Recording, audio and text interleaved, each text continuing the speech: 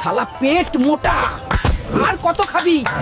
এবার যা, আমার জন্য একটা জল পোড়া ধরে আন। ঠিক আছে দিদা।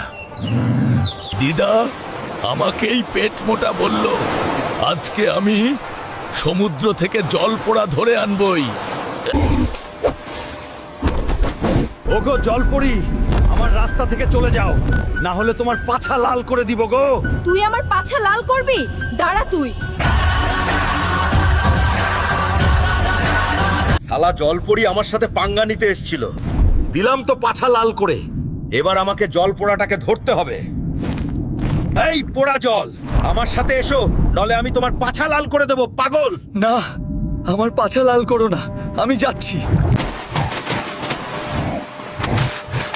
দিদা বাইরে আসো, তোমার জন্য জল পোড়া নিয়ে আসছি। আচ্ছা, এবার তুই জল পোড়াটাকে বিয়ে করে নে রে পাগলা।